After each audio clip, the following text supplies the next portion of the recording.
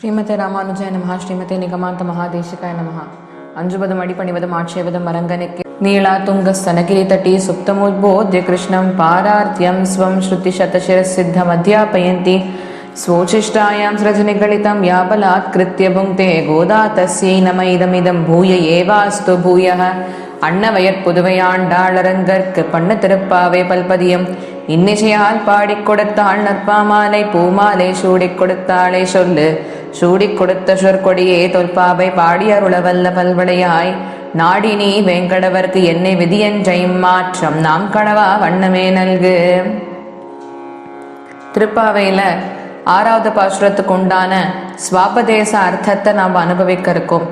புள்ளும் சிலம்பினக்கான் புள்ளரையன் கோயிலில் வெள்ளை வெளிசங்கேன் பேரரவம் கேட்டிலையோ பிள்ளாய் எழுந்திராய் பேய்முல்லை நஞ்சுண்டு கள்ளச்சகடம் கலக்கழிய காலோச்சி வெள்ளத்தரவில் துயிலமர்ந்த வெத்தினை உள்ளத்துக் கொண்டு முனிவர்களும் யோகிகளும் மெல்ல எழுந்து அரியன்ற பேரரவம் உள்ளம் புகுந்து குளிர்ந்தேலோ ரெம்பாவாய். இதுக்கு சுவாபதேசார்த்தங்களை பார்க்கும் பொழுது புள்ளரையன் கோயில் என்ற பதத்திற்கு என்ன அர்த்தம்னு கேட்டாக்க திருமந்திரமா. கோயில்னு சொன்னாக்க எம்பெருமானுடைய வாசஸ்தலம். அதனால புள்ளரையன் கோயில் அப்படின்னா திருமந்திரம் எம்பெருமானுடைய வாசஸ்தலமாவே இருக்கு. ஏன்னா எம்பெருமான் மந்திர ரூபமா அந்த இடத்துல இருக்கான். சங்கு அப்படின்னாக்க இந்த சங்க வெள்ளை வெளிசங்கின் பேரரவம் கேட்டிலையோன்னு சொல்லியிருக்கோம் இல்லையோ, அந்த சங்கு அப்படிங்கிற சப்தத்துக்கு அங்க என்ன அர்த்தம்னு கேட்டாக்க அதுதான் பிரணவமா. வெள்ளை வெளிசங்கின் இன்னுன்னு ஒரு பதம் இருக்கும் இல்லையோ, இன்னுன்னு பதம் போட்டாக்க ரொம்ப இனிமையா இருக்கான். எது? அஷ்டாட்சர மந்திரத்துல இருக்கிற நாராயண பதம். வெள்ளை அப்படின்னாக்க சத்துவகுணம். வெள்ளை வெளிசங்கின் பேரரவம் கேட்டிலையோ, அமிர்தம் போன்று தித்திக்க கூடிய அஷ்டாட்சர மந்திரம் அந்த சங்கத்வனிலேந்து வருதே. அந்த அஷ்டாட்சர மந்திரம் அதனுடைய ரகசியார்த்தங்களை எல்லாம் அது சங்கத்வனியின் மூலியமாக வெளிப்படுத்துகின்றதே. சங்கத்வனியானது இந்த அமிர்தம் போன்றிருக்கக்கூடிய மந்திரத்தினுடைய ரகசியார்த்தங்களை வெளிப்படுத்துவது போல் இருக்கின்றதே. இந்த சங்கத்வனியானது இந்த அஷ்டாட்சர மந்திரத்தோட ரகசியார்த்தங்களை வெளிப்படுத்துகின்றதே. அந்த சப்தம் உன் காதுக்கு விழலியா, அந்த ரகசியார்த்தங்கள் உன்னுடைய காதுக்கு விழலியான்னு கேட்கிற ஆண்டாள் அந்த பெண்ணை பார்த்து. பேய்முலை நஞ்சுண்டு. பேய் அப்படிங்கிறது மூல பிரகிருதி. முலை அப்படின்னா மூல பிரகிருத்தியிலேருந்து வெளிப்பட்டதுதான் புத்தியும் அகங்காரமும். இது ரெண்டுமே மூல பிரகிருதிக்கு தொடர்புடைய விஷயங்கள். பேய்முலை நஞ்சுண்டு. நஞ்சுன்னா இந்த மூல பிரகிருதியோட சம்பந்தப்பட்டிருக்கிறது தான் புத்தியும் அகங்காரமும். இந்த புத்தி அகங்காரத்தினால ஏற்படக்கூடிய தோஷங்கள் அதுதான் இவ்விடத்தே நஞ்சு அப்படிங்கிற பதத்தின் மூலியமா சொல்லப்பட்டிருக்கு. கள்ள சகடம் கலக்கழிய காலோச்சி. சகடம் அப்படிங்கிறது மனோரதம், அதாவது அபிலாஷை, ஆசை.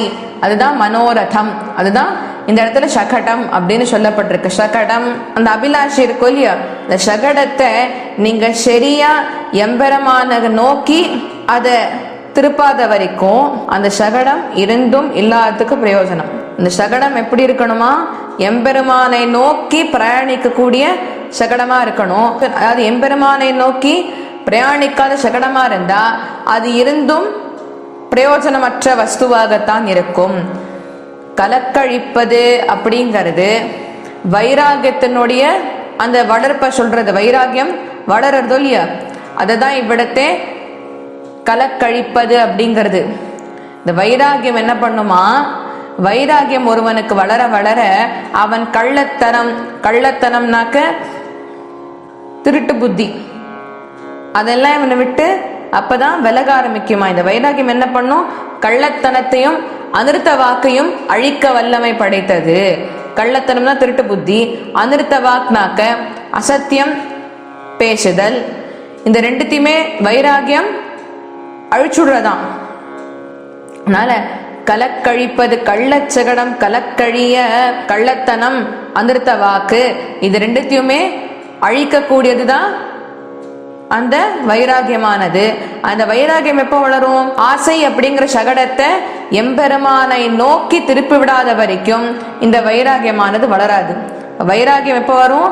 எம்பெருமானை நோக்கி இந்த ஆசை அபிலாஷை அப்படிங்கிற சகடத்தை திருப்பினாத்தான் இந்த வைராகியம்ங்கிறது வரும். அது பரியந்தம் வரைக்கும் வராது. வெள்ளத்தரவு சம்சார போக பிரவாகத்தை எடுத்து காண்பிக்கிறார். துயில் அமர்வது, துயில் அமர்ந்தன்னு பதம் போட்டுக்கொள்ளும் ஆண்டாள். துயில் அமர்வது அப்படின்னா இந்த சம்சார போக பிரவாகம் எப்படி இருக்குன்னா, இந்த மனசை வந்துட்டு போகங்களை ஏற்படுத்தக்கூடிய துக்கங்கள்ல இருந்து மனசை திருப்புறது. அதுதான் சம்சார போக பிரவாகம் செய்யக்கூடிய விஷயம். வித்தினை உள்ளத்து கொண்டு கூட்டஸ்தான ஆச்சாரியன் இருக்காரு இல்லையா, அவர் தானே பகவானவன் தன்னுடைய மனசுக்குள்ள பிரீத்தியோடு தியானம் பண்ணிட்டு இருக்கார். உள்ளத்து கொண்டு படுக்கையை விட்டு எழுந்திருந்த உடனேவே ஹரி ஹரி ஹரின்னு 7 தடவை சொல்லணும். அதன் பின்பு நம்ம வெளியில புறப்படுற சமயத்துக்கு கேசவான்னு சொல்லணும். அன்னம் புஷிப்பதற்கு முன்பு கோவிந்தான்னு சொல்லணும். உறங்குவதற்கு முன்பு மாதவான்னு சொல்லணும். அதனால அப்படிப்பட்ட அந்த எம்பெருமானை யோகிகள் எல்லாம் அவாவாளுடைய கிருதய கமலத்துல எழுந்துருள பண்ணி கொண்டு தியானித்தாளே. வித்தினை உள்ளத்து கொண்டு, இந்த இடத்துல எம்பெருமான்னு மேலோட்டமா அர்த்தம் பார்த்தாலும் உள்ள ஸ்வாபதேச அர்த்தங்கள்ல சொல்லும் பொழுது ஆச்சாரியனை தியானித்தல்னு இருக்கு. ஆச்சாரியனை ஹிருதயத்துல நாம எழுந்துருள பண்ணிட்டோம்னா மனசு கடமாயிடுறது. அப்படிப்பட்ட ஆச்சாரியன் கூட்டஸ்தான ஆச்சாரியனை ஹிருதயத்துல வைத்து கொண்டு பிரீத்தியுடனே தியானித்தல். வித்தினை உள்ளத்து கொண்டு மெல்ல எழுந்து அரியன்ற பேரறவம்னா மெதுமெதுவே ஹரி அப்படிங்கிற நாமத்தை ஒருவன் சொல்ல சொல்ல அதனால அவனுக்கு அஜ்ஞானமும் விபரீத ஞானமும் முழுதாகவே மறைஞ்சுடுறது. அந்த ஹரிநாம சங்கீர்த்தனம் அப்படிங்கிறது உறக்க சப்திக்க வேண்டிய விஷயம். இந்த ஹரிநாம ஏற்றத்தை பத்தி சொல்லும் பொழுது தொண்டடி புடியாழ்வாரே அவரோட திருமாலையில முதல் பாட்டுல இதை பத்தி பாடியிருக்கார். காவலில் புலனை வைத்து கலிதன்னை கடக்க பாய்ந்து நாவலை துழித்தருகின்றோம் நமன் தமர் தலைகள் மீதே மூவுலகு உண்டு உமிழ்ந்த முதல்வானின் நாமம் கற்ற ஆவலி புடமை கண்டாய் அரங்கமா நகருளானேன்னர். அதுல இத்தனை நாளா புலன்களுடைய காவல்ல நான் இருந்தேன்றார். புலன்களுடைய காவல்ல நான் இருந்தேன் அப்படின்னா புலன்கள் என் வசத்தே இருப்பதற்கு பதிலாக நான் என்னோட 5 புலன்கள் சொல்லக்கூடிய விஷயங்களை கேட்டுண்டு அதன்படிக்கு நடந்துருந்தேன். ஆனாலும் நான் புலன்கள் வசத்தே இருந்தேன். எப்பொழுது எம்பெருமானுடைய நாமங்கள் என் நாவில் இசைக்க ஆரம்பித்ததோ, எப்ப நான் எம்பெருமான நாமங்களை சொல்ல ஆரம்பிச்சேனோ அந்த சமயமே என்ன ஆச்சுன்னா கலிதன்னை கடக்க பாய்ந்து நாவலிட்டு உழித்தருகின்றோம் நமன் தமர் தலைகள் மீதே. இந்த நாமங்களை சொல்ல சொல்ல என்ன ஆச்சுன்னா எனக்கு இப்ப மரண பயமே போயிடுத்து. இப்ப நான் எப்படி இருக்கேன்னு கேட்டாக்க யமன் மற்றும் யமகிங்கரர்களுடைய தலையில நல்லா ஒரு சிவப்பு நிறத்து கம்பளத்தை விரிச்சு அதன் மேல நடக்கிற அளவுக்கு எனக்கு தைரியம் வந்துடுத்துன்றார். மரண பயம் போயிடுத்தான். அதனால யமன் யமகிங்கரர்களுடைய சிரஸ்ல சிவப்பு கம்பளத்தை விரிச்சு நடக்கிற அளவுக்கு எனக்கு தைரியம் வந்துடுத்துன்றார். அதுதான் ஹரிநாம ஏற்றம் மரண பயத்தை நீக்க வல்லமை படைத்தது. ஹரியை விட அவனுடைய நாமங்களுக்கு ஏற்றம் அதிகம். ராமனை விட ராம நாமத்துக்கு தான் மகிமை ஜாஸ்தி. புரியுறதா? நாம சங்கீர்த்தனத்தினுடைய ஏற்றத்தை தொண்டடிப்புடியாழ்வார் முதல் பாசுரத்துல எடுத்து காண்பிச்சுட்டார். அதே விஷயத்தை ஹரியாஷ்டகம் அப்படின்னு பிரகலாதன் அஷ்டகம் பாடியிருக்கார். அதுல ஹரிநாம சங்கீர்த்தனத்தை ஹரிநாம மகிமையை எடுத்து காண்பிச்சிருக்கார். தானி சர்வாணி அசேஷானி ஹரிர் இதி அக்ஷர துவயம் அப்படின்னு முந்தைய பாசுரங்கள்ல பார்த்தேன்னா ஆண்டாள் மற்ற கோபியர்களுடனே கூட இருந்து பஞ்சமூர்த்தி வந்தனத்தை பண்ணினான். பாருங்க, முதல்ல வித்தினை அப்படின்னு ஆண்டாள் பதமிட்டிருக்கா பாசுரத்திலே. வித்தினைன்னு சொன்னா ஸ்ரீவைகுண்டத்துல இருக்கிற பரவாசுதேவனை ஆண்டாள் எடுத்து காண்பிக்கிறா. வெள்ளத்தரவில் துயிலமர்ந்த அப்படின்னா திருப்பார்கடல்ல இருக்கிற க்ஷீராப்திநாதன ஆண்டாள் இவ்விடத்தை எடுத்து காண்பிக்கிறாள். சகடம் கலக்கழிய காலோச்சி விபவாவதாரமான கிருஷ்ணாவதாரத்தை ஆண்டாள் எடுத்து காண்பிக்கிறாள். புள்ளரையன் கோயிலில் ஸ்ரீவில்லிபுத்தூரிலே இருக்கக்கூடிய எம்பெருமானுடைய அர்ச்சை ரூபத்தை ஆண்டாள் இவ்விடத்தை எடுத்து காண்பிக்கிறாள். உள்ளத்துக்கொண்டு அப்படின்னா எம்பெருமானுடைய அந்தர்யாமித்துவத்தை அங்க எடுத்து காண்பிக்கிறாள். அடுத்து 7வது பாசுரத்துல ஆண்டாள் ஸ்ரீமன் நாராயணனே பரதேவத்தைன்னு கொண்டாடுறான். அது என்னங்கிறத இப்ப 7வது பாசுரத்தை அனுபவிக்கும் பொழுது பார்ப்போம்.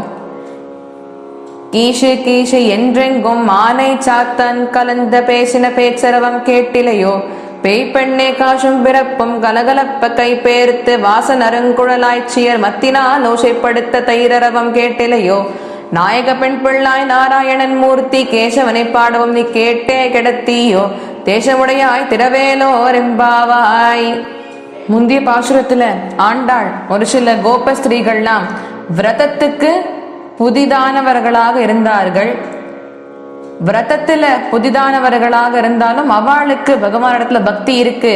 ஆனா இன்னும் அவளுக்கும் பகவானுக்கும் இடையே இருக்கிற சம்பந்தத்தை அவ புரிஞ்சுக்கல. அப்ப அப்படிப்பட்ட கோபியர்களை ஆண்டாள் எழுப்பினா. இங்க ஒரு சில கோபியர்கள் பகவத் விஷயத்துக்கு புதிதானவர்கள் அல்ல, ஆனாலும் தூங்கிட்டு இருக்கா. நம்மளை பூர்வாச்சாரியர்கள் கேட்கிறா, எப்படி ஒரு சில பேர் முழிச்சுட்டு இருக்கா, ஒரு சில பேர் தூங்கிட்டு இருக்கா? இது என்ன குறிக்கிறது?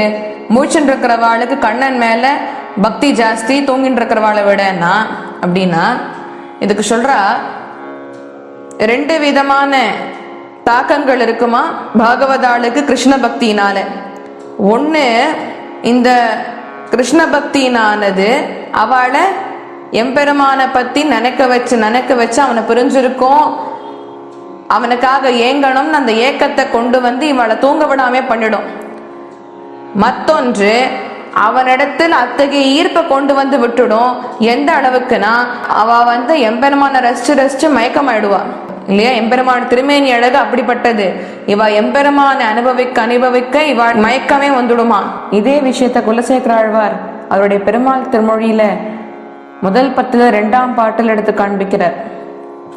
வாயோர் இறைஞோரு தூத்தங்களார்ந்த வலையுடம்பின் அழல்நாகம் உமிழ்ந்த செந்தி வீயாத மலர் சென்னி விதானமே போல் மென்மேலும் மிகவெங்கும் பறந்ததன் கீழ் காயாம்பூ மலர்பிறங்கள் அன்னமாலை கடியரங்கத்து அரவணையில் பள்ளி கொள்ளும் மாயோனை மனத்தூணை பற்றி நின்று என் வாயார என்று கோலோ வாழ்த்தும் நாளேன்னர். இப்படி அரங்கநாதன் அழகா திருவனந்தாழ்வான் மீது பள்ளி கிடந்துள்ளானே, காவேரிக்கும் கொள்ளிடத்துக்கும் நடுவிலே இந்த எம்பெருமானை எப்பொழுது மாயோனை மனத்தூணை பற்றி நின்று, திருமணத்தூண்கள்னு 2 தங்கத்தூண்கள் அங்க கர்ப்பகிரகத்துக்குள்ள இருக்கு.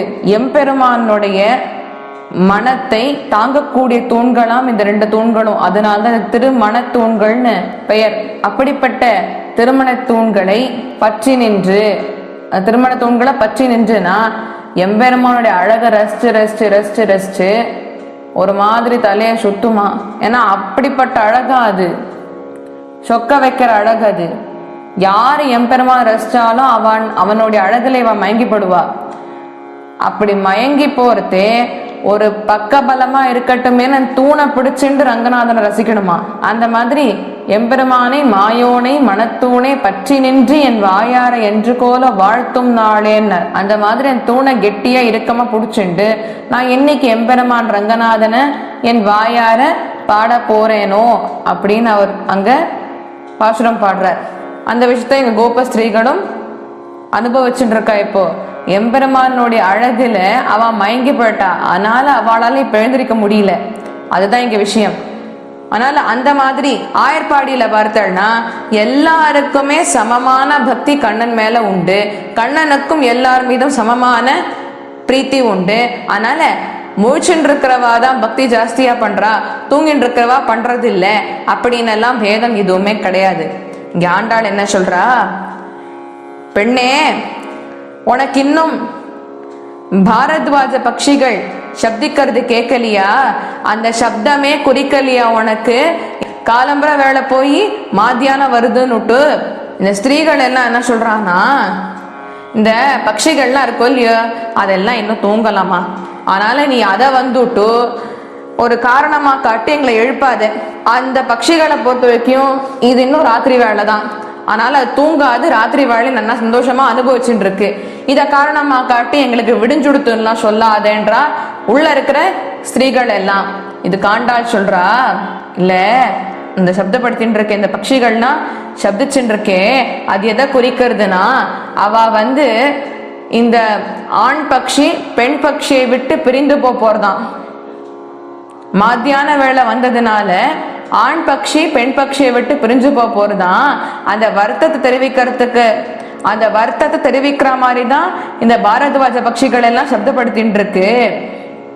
அப்படின்னா இந்த உள்ள தூங்கின்னு இருக்கிற ஸ்திரீகளுக்கெல்லாம் முந்தைய பாசுரம் மாதிரி நமக்கு வேற ஏதாவது அறிகுறிகள் சொல்வாளா? இதுதான் மாத்தியானம் நமக்கு சொல்றதுக்கு.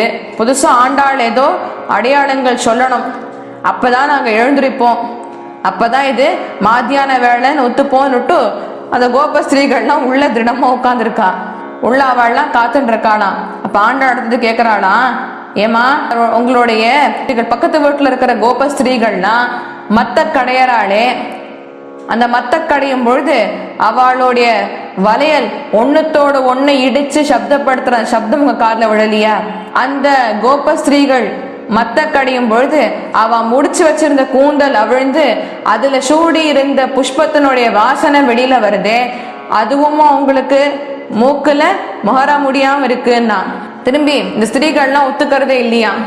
கண்ணன் எப்ப இந்த பூமியில அவதரித்தானோ அந்த சமயத்திலிருந்தே இங்க மாடுகள் தேவையான அளவையும் தாண்டி பாலை கொடுத்துட்டு இருக்கு.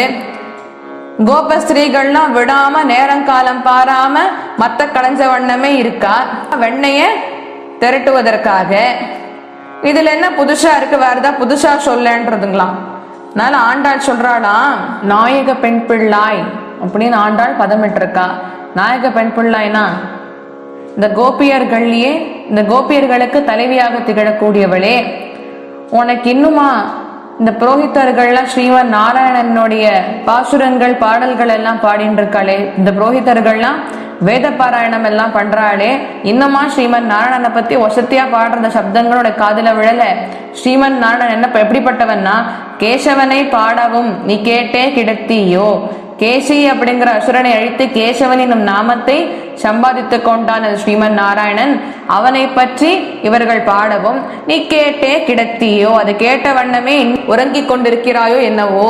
இவா பாடல்கள்ல இப்ப வேத பாடம் நடந்துட்டு இருக்கு, கேசவனை பத்தி வசத்தியா பாடிட்டு இருக்கா வெளியில. இந்த அடையாளங்கள்லாம் உனக்கு பத்தாதா? இது மாத்தியான வேலையா போறதுன்னுட்டு தாளம்புற போய் மாத்தியான வேலையா போறதுன்னுட்டு நீ இதுலயே தெரிஞ்சுக்க வேண்டாமா? இன்னுமா உனக்கு இந்த சப்தங்கள் எல்லாம் காதுல விழாம இருக்குங்கிறத சொல்றா.